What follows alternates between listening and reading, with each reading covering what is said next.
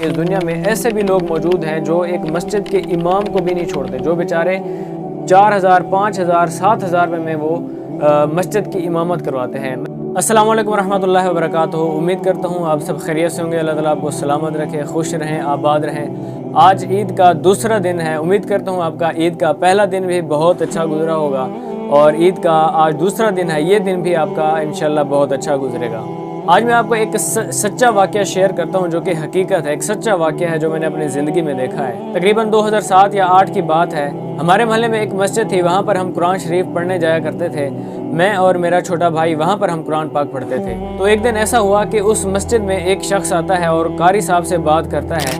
تو وہ قاری صاحب سے یہ بات کرتا ہے کہ میں نے فلاں جگہ پر قرآن پاک کا ختم کروایا ہوا ہے، تو مجھے کچھ طالب علموں کی اور قاری صاحب کی ضرورت ہے۔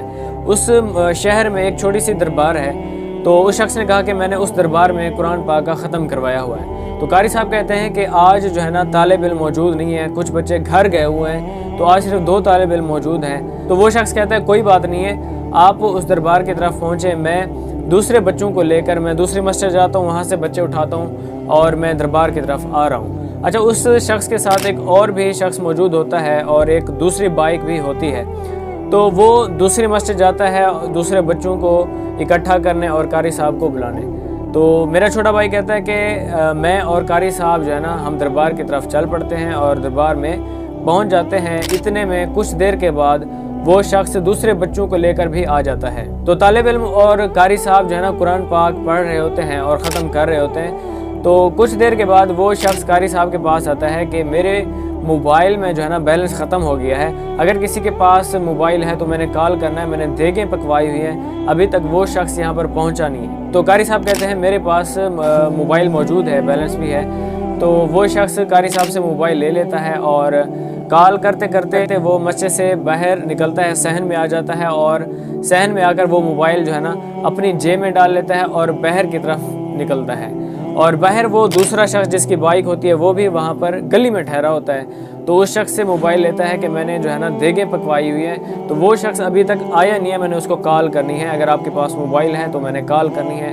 تو وہ شخص کہتا ہے ٹھیک ہے، میں اپنا موبائل آپ کو دے دیتا ہوں۔ تو اس شخص سے بھی وہ جو ہے نا موبائل لے لیتا ہے اور وہ کال کرتے کرتے گلی ایک ٹرن ہوتی ہے، مڑ جاتی ہے، تو وہ کال کرتے کرتے اس گلی سے ٹرن ہوتا ہے۔ تو جو بائک والا ہوتا ہے نا وہ وہاں پر انتظار کرتا ہے 5 منٹ 10 منٹ، وہ واپس نہیں آتا، تو وہ آگے جاتا ہے، گلی سے مڑتا ہے تو وہ دیکھتا ہے وہ شخص غائب ہوتا ہے۔ تو بائک والا پریشان ہو جاتا ہے کہ ابھی تک وہ شخص آیا نہیں ہے، گلی سے مڑا ہے تو وہ غائب ہو گیا ہے۔ تو وہ مسجد کے اندر داخل ہوتا ہے، اس دربار میں داخل ہوتا ہے اور قاری صاحب کے پاس آتا ہے کہ وہ شخص ابھی تک آیا نہیں ہے، آپ اس کو کال کریں، وہ کہاں پر ہے۔